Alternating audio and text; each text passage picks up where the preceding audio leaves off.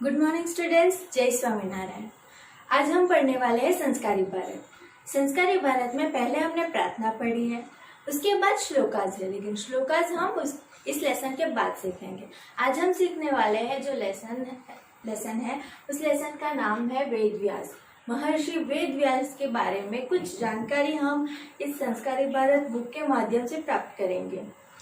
First of all I want to say that Maharshi Ved व्यास वो बहुत बड़े विद्वान थे। उन्होंने बहुत ज़्यादा साहित्य लिखा था, साहित्य यानी उन्होंने बहुत ज़्यादा लिखा था उस टाइम पे, जो हमारे आज के जीवन में बहुत ज़्यादा काम आता है।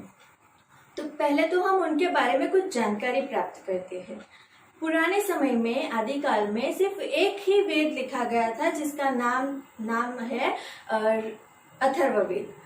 अथर्ववेद अंगिरा ऋषि ने लिखा था, लेकिन वो एक ही इतना बड़ा वेद था, इसलिए उसमें से कुछ चीजें, कुछ ऐसे श्लोकास निकाल के दूसरे तीन वेदों की रचना की गई, जिसका नाम है सामवेद, यजुर्वेद और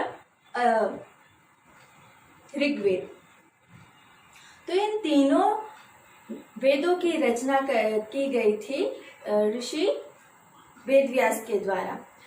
ऋषि वेदव्यास जो थे वो उनके माता पिता का सबसे पहले तो हम परिचय करते हैं। उनके माता का नाम था सत्यवती और उनके पिता का नाम था ऋषि पराशर। ऋषि पराशर और सत्यवती के पुत्र वेदव्यास थे। वेदव्यास ने उनके दो नाम हैं, एक है कृष्ण और दूसरा है द्विपायमान।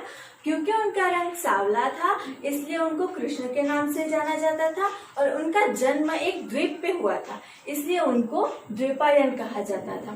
तो ये दोनों नामों को मिलाकर एक नाम बनाया गया था जिसका नाम वो कहा जाता है, जिसे कृष्ण द्विपायन।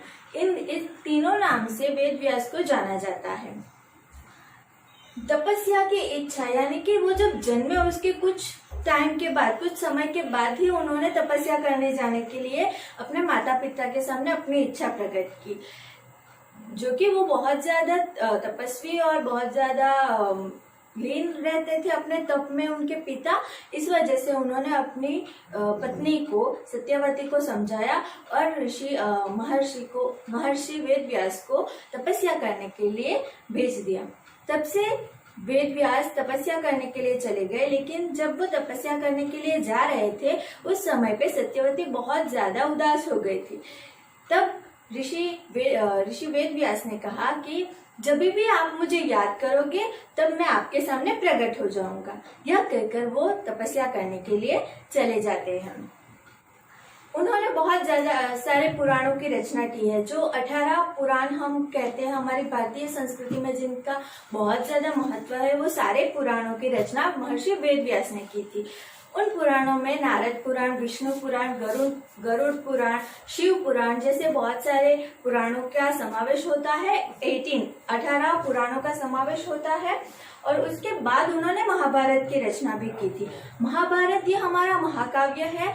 हमें पता है कि महाभारत बोला था महर्षि वेद व्यास ने, लेकिन लिखा था श्री गणेश ने। नेपाल में आज भी वो गुफा है जहाँ पे महर्षि वेद व्यास ने ये महाकाव्य बोला था, और गणेश जी ने अपने एक टूटे हुए दांत से वो महाकाव्य को लिखा था। वेद व्यास की जन्म तिथि को व्यास पूर्णिमा कहा जाता है, और हमें पता है कि इस व्यास पूर्णिमा के दिन हम गुरु पूर्णिमा का भी सेलिब्रेशन करते हैं। हम उसको गुरु पूर्णिमा के तौर पे मनाते हैं।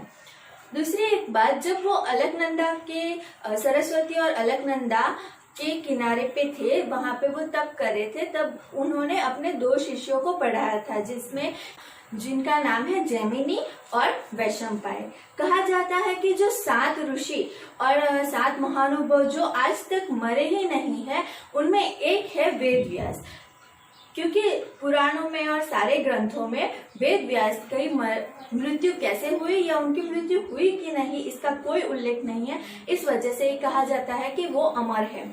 कहा जाता है कि आदि शंकराचार्य को वेद व्यास के दर्शन हुए थे।